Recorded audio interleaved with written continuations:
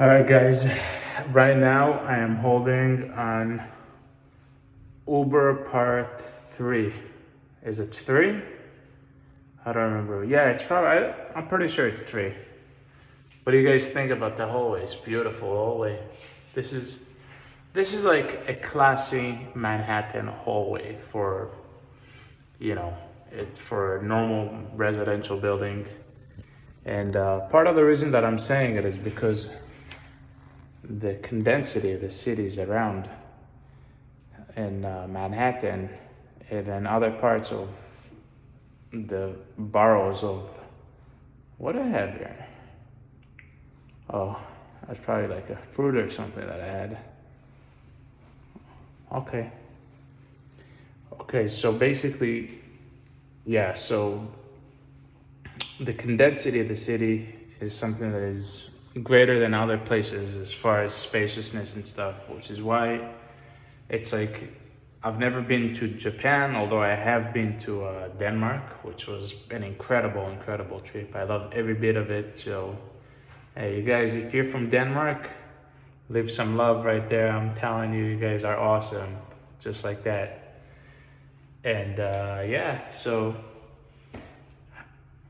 part of the reason that I'm right now uploading the video is not that I, so to speak, talk about Uber to like say, okay, Uber did this or Uber did that, or like complain about Uber or like bitch about Uber, excuse my language.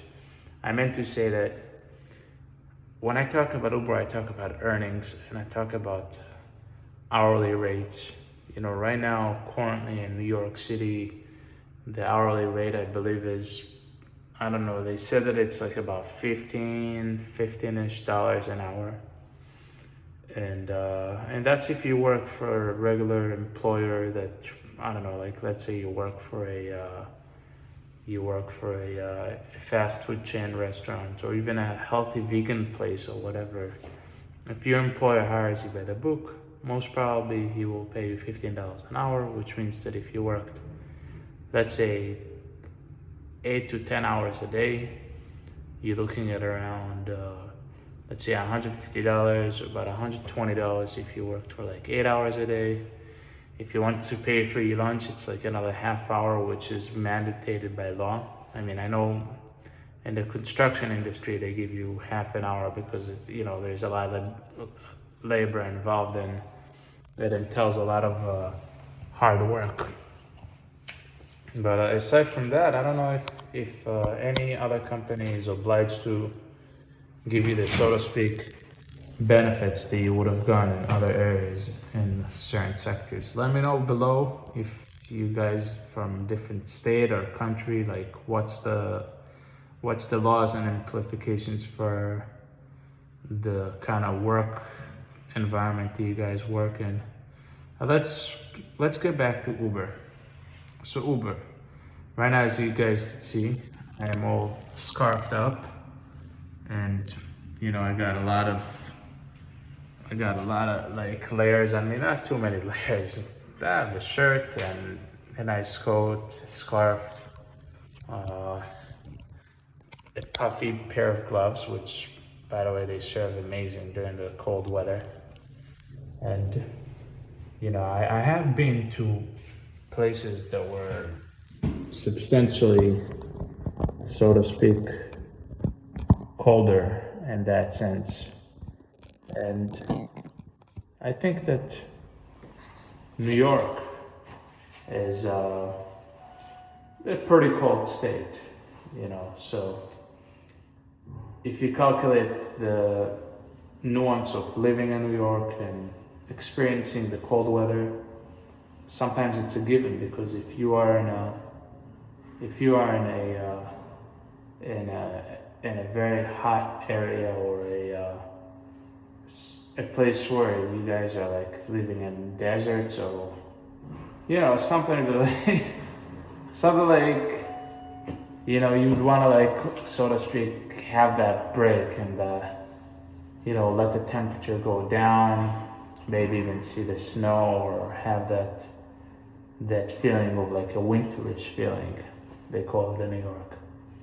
So, having that said, is when you have that you have more of an advantage over other workers. Like for example, most people that they come from certain climates, it's very simple that they can't acclimate themselves to the weather that they're in. Meaning, if below a certain amount of degree Fahrenheit, their body starts to shiver, or they run out of oxygen. It's like people, they climb the Everest. It's like the more they climb the climax, it's like all of a sudden they lose oxygen and they aren't able to breathe properly and all that. So the implications of working in cold climates varies on people, and I'm not gonna say on the way that they're built, because it's, I don't want to sound wrong or right, or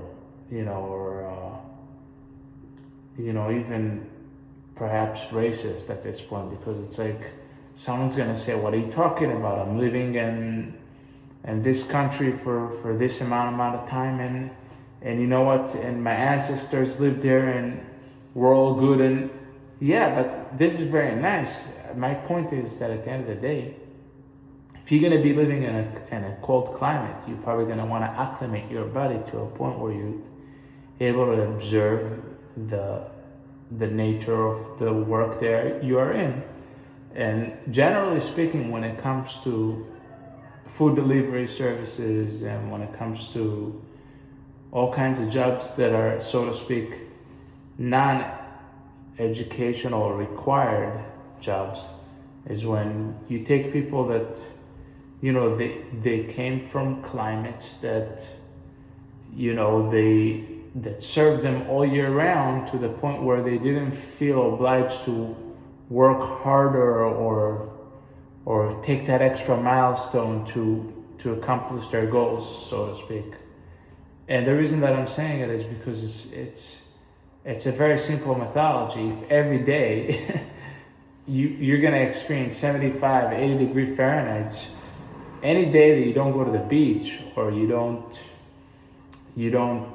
utilize it on, so to speak, having that environment that you are in as far as enjoying the nature, it's like too bad. You guys, you take it for granted over your being. So it's like a lot of these people, they let's say 80-90% of the time they'll relax and chill. So then when it comes down to the winter, all of a sudden they isolate themselves in their house, or they change job positions that are indoor, or I don't know, all kinds of things that they're able to accommodate themselves to the point where they don't really need to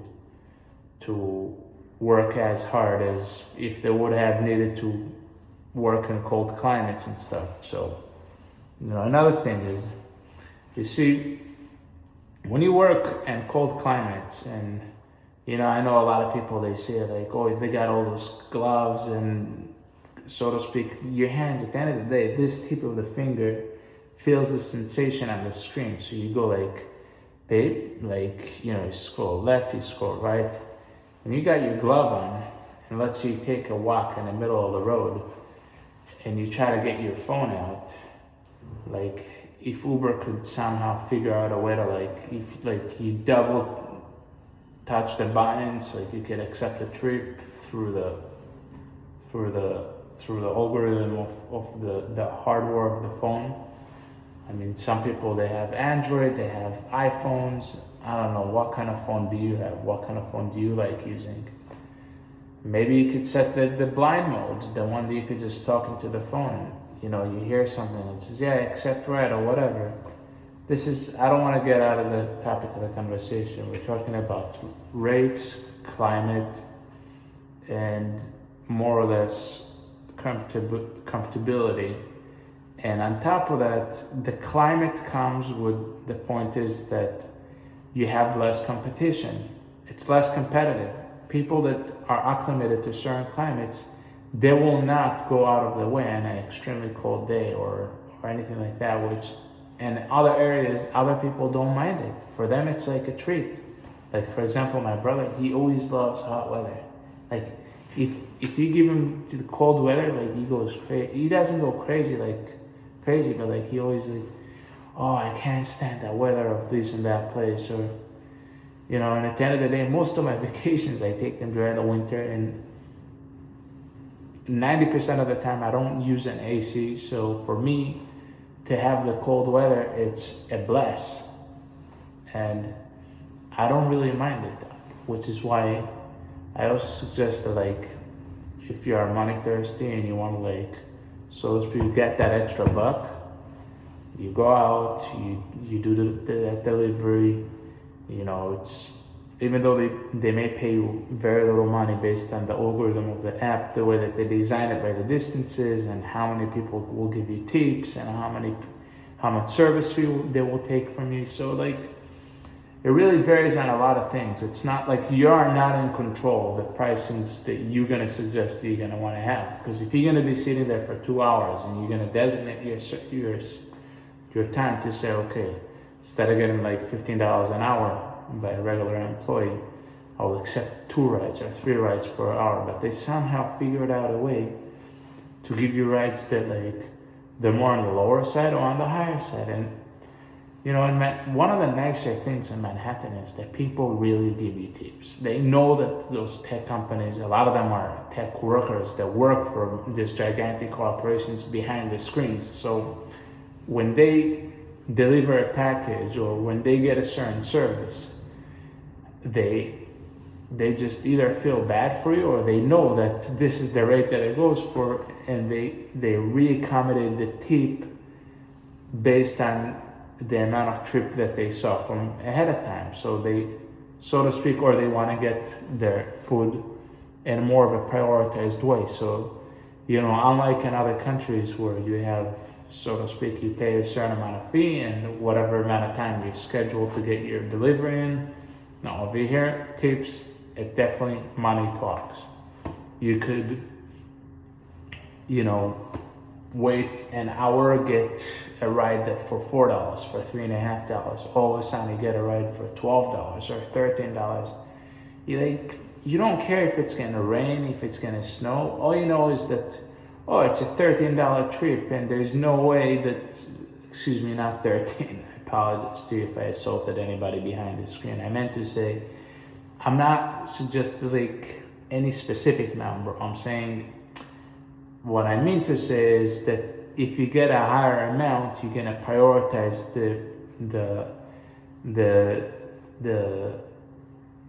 you're gonna prioritize your time to accept this trip. And another thing is, I figured out with this Uber, is that when you leave your app on for a certain amount of time, like let's say you read an article and your concentration is held in a certain amount, and you're able to like accommodate your time properly, and like let's say you own stocks, or you read a certain newspaper or magazine. So hearing those links on the side, like thinking that you're self-employed, is not really, you're not a self-employed. When you hear this ring, you want to know how much the price is, and what they do is they take the tip and they split it by a certain amount of time. This way, like, supposedly that the guy that ordered the food, he already agreed that he would have paid a certain amount of money, which, by the way, it never happened to me that the guy retrieved the tip. So what they do is they give it to you an hour later. This way you will constantly check whether or not you got that money. It's not really the best feeling, and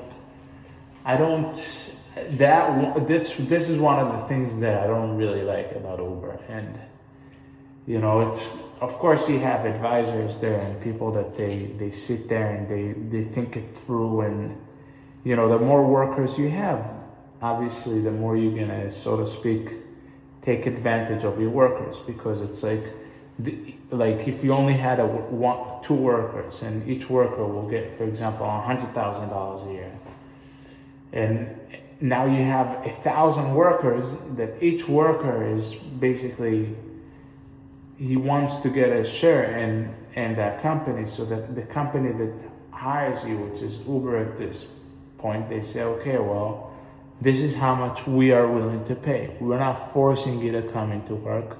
We're not telling you You gotta work for us. As a matter of fact, if you're not happy or we're not happy with you for any reason, it could be for like the most ridiculous reason, though they wouldn't hesitate firing you on the spot. I mean, not that they will do it, and like I mentioned in videos before, if you watch the part 1 or part 2, one of the videos I mentioned it, like unless you did something really stupid, so then they will take you down. Which, by the way, I spoke today with a person, a random guy in the subway, and I had a conversation with them. I'm like, I told him, I'm like, people they think of money as like something that like it's the most important thing in their life, and he's telling me, listen, if I work in a place, I put a certain amount of hours, and then I finish and it goes slow, I'll go out, I'll try to seek work in other places just to compensate my time. I'm like, dude, I'm the exact opposite from you. Like to that, so I mentioned to him that I was working for Uber, and he's like, wow, that's very cool. And he's like, yeah, like people will complain that they didn't get my packages on time or whatever, which thankfully I don't have that problem. I have a 99% rating. Most of the customers that got my food, they're very happy and pleased. Other people even gave me more of a tip than when they first recommended the tip that they would have gave me at the first place, which is extremely special, these people, because you guys don't know, living in New York comes with a huge expense. It's like, just to get like where I was talking about the hallway, like how it's designed and everything, you could just imagine how much condensity is involved in living in New York. And thankfully the pandemic, in one way or another, so to speak, decreased the numbers of the people that lived here, because of like the government for a while, they were implementing like crazy restrictions, where in other states they were very lenient, and they're pretty like, okay, come, and whether or not they changed their laws later, and so to speak, I don't know in the states, but at the end of the day, the whole COVID thing basically, it worked out for the better. Like people, aside from the terrible inflation that it cost, not just to the United States, but to other countries, because if you guys know how bonds work and how, private companies, they, so to speak, lent money to the government, and based on that, they reprint money. I've never been to business school, so if you guys know more about it, leave in the comments below. Tell me how the economy works, and I will be so happy to know. But back to Uber. The cold weather, the acclimation, the necessity of you being able to, like, so to speak, be able to tolerate the cold weather, and be able to, like, go out there and do what 10 other people wouldn't do. It makes you more unique, and ultimately Uber is forced to pay you more money. So I don't know how it works. What they do is, during nice weathers, they take a huge percentage of money from you, and then they recompensate it through actuaries and accountants and everything, to, so to speak, just break it even to the point where they will be profitable.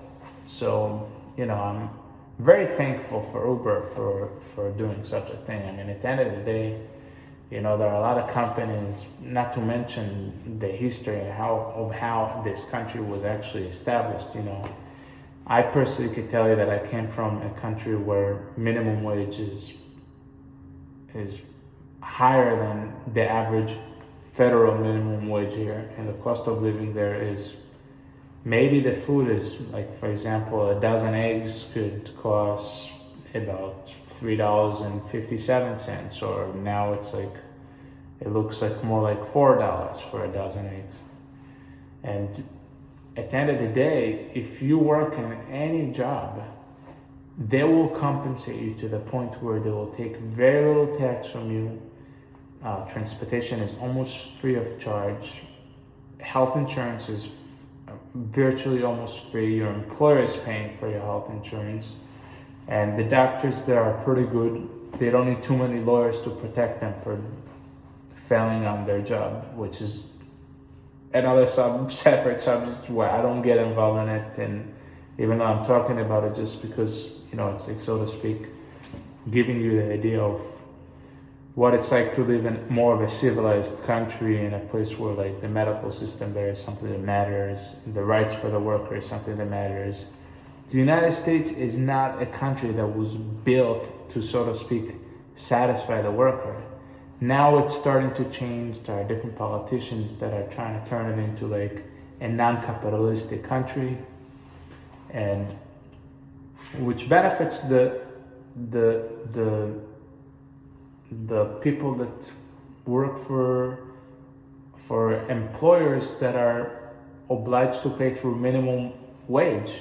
So even then, it's like breaking it even. You see, with Uber, it's a whole different thing.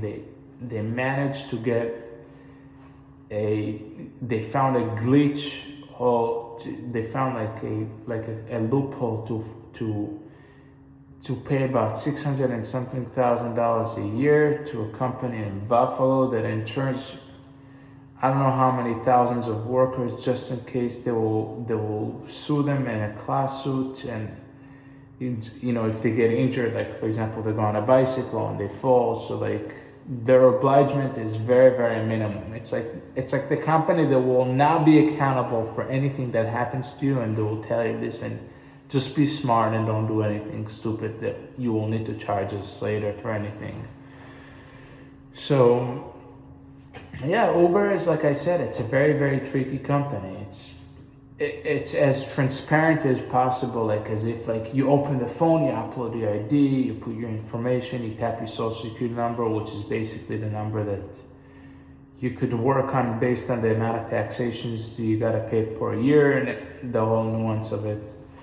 So yeah, it's like you think about it. It's like, do you really want to work for Uber? Is it something that you really want to find it in your path of your life? Like, maybe you're in crisis and you just gotta get out of the house. You've been stuck in the house for like a week or 2 weeks. So we'll definitely put you in a boot camp to the point where you will be, so to speak, acclimated enough to the point where you say, okay, now I want to work. I want to go out there and I want to make that money. Or you think to yourself, you know what, like, look, at the end of the day, if I'll put all those hours and I'll put all this efforts, and I'm not getting 401k, I'm not getting any pension from it, I'm not furthering myself in life. The money that I'm making is bare minimum to the point that I live from check to check, and then everything else, it's like, I don't care about it. So it's like, there are companies that were substantially higher, like, I was reading, according to the Wall Street Journal, that Vanguard, which is a big, gigantic corporation, was thinking about stripping all the benefits from employees that worked for 20 and 30 years. I mean, so at the end of the day, if you're gonna trust anybody, it's up there. And if you're gonna want to rewrite anything, you could just have that and play life like a movie and say, you know what, I'll rewrite a story the way you want to hear it over the camera. Or do you want to hear the transparency of things that people actually go through working for those big, gigantic corporations? At the end of the day, my grandmother told me, this world is not fair. Just don't play victim. If you feel like you got to do anything, you got to get anything done, do the best of what you're able to do, because at the end of the day, those companies, they don't care about you. You're just a number for them. They never acknowledge you. They will never see you in your life. The CEO, if you call me right now, I'll be so happy. And I could guarantee you that he wouldn't give half of it, especially after what I said in this video, that he wouldn't want to call me. At the end of the day, I'm not complaining. I'm just saying it's a corporate world. It's like a person, it's like you go to Oxford or to Harvard, you have money, you have power, you have all the brains, so to speak. You created a chip, you made a certain technology that is built behind it. You go to a patent lawyer, he patents it, he says, okay, now no one else could do it.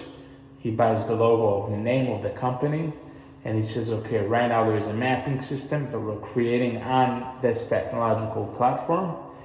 And our name is Jackie JJ or whatever. Okay, Jackie JJ.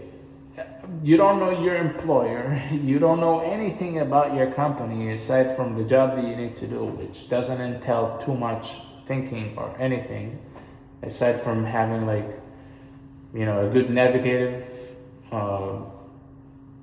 trade. Like, you know, you gotta memorize places, remember places and stuff. But like, and even then it's like, you know, you don't really need to do too much to really work for these companies, which is why it's so competitive. And during the winter, they're very, very, very low on workers. And yeah, so I wanna be more of on a good note, say things more like positive, and I kind of think like I will shift into being more positive and looking at the good of things, because at the end of the day, you know, what about that skyscraper guy that stands and he wields steel from like on winds that are like 30 or 40 miles an hour, pulling him from a crane, and he gets 50 or 60 or 70 or $80 an hour, and his life is so like it really like you know, with all the harness that he puts and the extra safety measures that he has, at the end of the day, if he falls out of this welding metal situation, he's done. So, you know, based on that, you're not gonna face that unless you're gonna be walking 3 o'clock in the morning and you're gonna be hit by a garbage truck, which I don't recommend to anybody to do. And being aware of your surroundings and understanding the acclimation of the weather, the fee that you're gonna get for each delivery. And I'm saying nothing is promised, but at the end of the day, if you're a person that, so to speak, knows how to wait, you're patient, you say, okay, right now I'm not gonna take this delivery for $5. Right now I'm not gonna take this delivery for $7. My best advice to you is do not take low fares. You are fitting into the system to the point where you're basically not making a chip for the customer, rather you're making it harder for yourself to really achieve the goal to make a higher amount of money. And the reason that I'm saying that is because it's not that you gotta please yourself to make a higher amount of money. It's just the cost of living. And those technological companies, some of them, they don't exist in the era in a place where they are, so to speak, operating, because this is technology companies that, you know, of course you don't expect from a person that lives in Oklahoma or, you know, I'm not gonna mention names of states just not to insult anybody. If anybody lives in a certain area where, like, you know, their cost of living is very, very low compared to like New York, where the cost of living is extremely high, and you would gonna accept the same salary. This is not gonna happen. And what's happening is that it is happening, which is why I'm saying that working for Uber is something that you should really, really consider. You could be spending hours and hours and hours waiting for 3 and 4 for 12 and 14 and $15 deliveries. Until that point, they basically somehow figured out a way that if you're gonna be working 3 trips or 4 trips, and assuming that it's really busy and you're really out there and you're making that money, so it's like, yeah, really consider it, think about it. It's like, is it something that is worth it for you? Is it something that you wanna pursue in the future?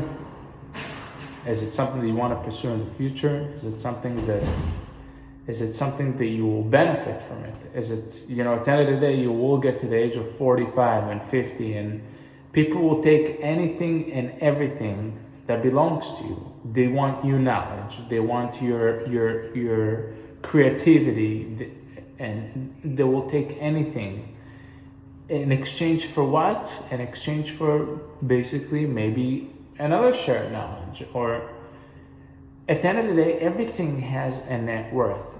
If you are worth $1, you're gonna be worth $1. If you're gonna be worth $10, you're gonna be worth $10. But at the end of the day, if you can't match up that money that you made, or you can't invest that money that you made, you're basically just living to live, which is nice and it's great. So then live in a country where you have laws where you get at least a health insurance just in case you get sick. Live in a country where you get a certain amount of money that will supplement your needs. And working for Uber is very, very tricky because, you know, they don't owe you anything. They have no obligement to you. They don't know you. All they know is that you're their puppet that carries the package from point A to point B for a certain amount of money, and there is no customer relations, there is no feelings, there isn't anything that will, so to speak, satisfy the employer-worker relationship to the point where it will be a future company. Like, for example, you know, Alphabet, Google, they built a clouding system with data, and they sophisticatedly thought about how much each employer, an engineer, and a cybersecurity guy will get, an actuary will get, and you know, they give you all those benefits of like pay leave and sick hours, and yeah, it's hard for big companies for small companies to compete with them, because at the end of the day, they don't have all those amenities that these companies get, especially from the way of how they make their money, which is basically fair. It's like they'll take your time to watch 10 ads or 4 ads that they display for you, and you know, and that's what I'm saying. There's a value for every value, and at the end of the day, if you're this kind of guy that's gonna want to work for Uber, and you're this kind of guy that would want to, like, so to speak, take that extra step and walk in the cold, and at least do it for something that is worth it for you. And I find it fascinating that a lot of those delivery services company, they take people from foreign countries and they take advantage over them. They don't know their rights. They basically vaguely tell them what the condition that they're gonna want them to work for on their own applications and all that, which I understand completely. But they don't really give them more than the value of the customer, that if he would have walked from that restaurant to his apartment back and forth and matched that value in back to your pocket to the point where really you got it done for him. You are making those companies rich. It's not that they're making you rich. If anything, by you working for them, your time, your energy is just, it goes to nowhere. You are a self-employed. You don't get health insurance. You don't get anything from them. So, but you thinking that you're benefiting from them in the long run, you are knocking yourself over. Like I said, if you're a bum and you have nothing to do and you're stuck at home for like 2 weeks and you happen to want to work for this company, work for them. I've had employers that fired me when I worked as a jury duty. You know, the court tells you, okay, you know, in the United States, there's like the stupid law that if someone doesn't believe the judge or the justice system, which is great, because like a lot of times stories are rewritten. So what they do is they basically tell you, okay, you pick up 10 jurors, and those jurors, if all 10 agree that the victim or the guy that was blamed was, so to speak, on his wrong side, so then you are free to go. So, and the thing is, if they call you as a juror and you don't show up, you could either face 15 days in prison or you got to pay like $1,100 in fine. And basically, I answered the letter, I showed up to court, and my employer texts me. He's like, "Where are you?" I'm like, "Listen, right now the case is in trial and it's my second day, and please show up to work." And you know what? I ended up telling him, "Listen, if I gotta be the judge for that day, and now I'm locked up with this system of like not being able to come into work, and your employer is really desperate for you. He's terrible. He's beyond work. He needs to get the job done. He tells you, listen, you're fired." So then he gets like a $5,000 fine, and then he needs to pay for your for certain things. So, you know, it's like there's so much corruption in the law. There's so much. It's like, you know, I'm very, very thankful that I'm a citizen of other countries. You know, because at the end of the day, if you don't like plan A, have plan B. If something is not working for you, do something that works for you. Don't bitch about life. Don't sit there and talk about rates, which is what I'm doing, because at the end of the day, right now, this is what I'm doing. I'm working for Uber. So if I'm working for Uber and I want to make an appropriate amount of money every day based on the amount of money that I'm giving by customers and so to speak, to be happy, it's a good question. It's like, what would make you really happy? You have $1, you're going to want to have $2. You have $2, you're going to want to have $3. When it comes down to, so to speak, having expenses like such as rent, electric, gas, health insurance, at the end of the day, health insurance is a shitload of money. If anything happens to you and you don't have the health insurance in any country, you are screwed. So it's either the government is giving you the health insurance or your employer is giving you the health insurance. Over here, not the employer gives you the health insurance and not the government gives you the health insurance. And the only way that you can get that health insurance is if you make under a certain amount of money, which is ultimately where, technically speaking, you will end up getting that health insurance. So you're saving about $7,000 or $8,000, but at the end of the day, when it comes down to actual treatment, it's like you pay for what you get. Otherwise, I don't want to even think about the rest. But at the end of the day, understanding the sufficiency of the weather, understanding the rates that you get through Uber, understanding the benefits that you may get when you retire, which there is no retirement over here. The only money that you will get is basically Social Security when you turn like 64 or 65. I don't know. Now they want to raise the age, even though the death rate in the United States is going down compared to when it was going up for a certain amount of time. Even though some people say that like it depends by the ratio of the population, and not everybody. It's like we're Americans. We're lazy people. We don't work in gold mines, trying to like, so to speak, sift gold through like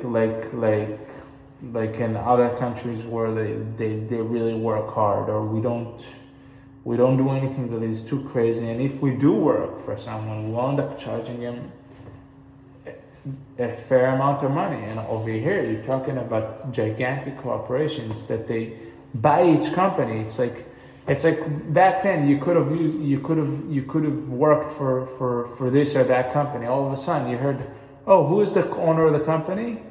This company that bought this company. So basically they merged. So right now it doesn't make a difference who you work for. You work for that one guy. You got 10 more thousand workers. So now you became 10 more thousand times corrupt.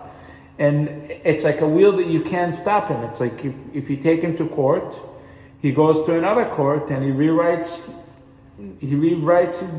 the scripture of the book again in another state. And if he doesn't like it, he goes back and forth. It's not, at the end of the day, it is not worth working for Uber. But instead of bitching about it, meanwhile, while you're lagging between jobs or you're looking or searching for something, if you're a bum and you're sitting in your house and you're doing completely nothing, what do you have to lose? At least you go, you exercise, you go out, you socialize with people, you give them their food. If you can't gain that weight, to lose that weight, if you can't afford to stay in your house, and especially in countries where it's almost not worth it to live there. It's like, it's like there are certain countries, which I'm not going to mention their name because I don't really know specifically how they operate, but I do know they give you free education. They charge you a shitload of money of taxes once you're a graduate. But at the end of the day, the government gets their fair share with the taxation, and then you get your fair share of being educated enough to the point where you are valuable and worth it for the government in this country. And you will end up doing jobs that are more accountable for you. But if you come in as an immigrant, or you come in as a foreigner, even if you come from an advanced country, you will always have people will take advantage of it. And like I said, in psychology, it's a very known terminology. Life Strategy by Mick McGraw. he wrote down that people have the tendency to take anything and everything that you may have, and you gotta be careful because otherwise you could fall into a ditch. You give other people your time and you're being so generous and nice, and you think to yourself, it's like, oh, like now I'll get extra bonus points for doing certain things. Not everything is about me or about us, or about other, It's more like about being fair. It's more like about understanding the value of being a worker in the corporate world, and understanding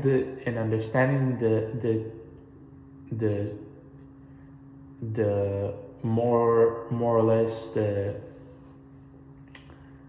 understanding where you're putting yourself into.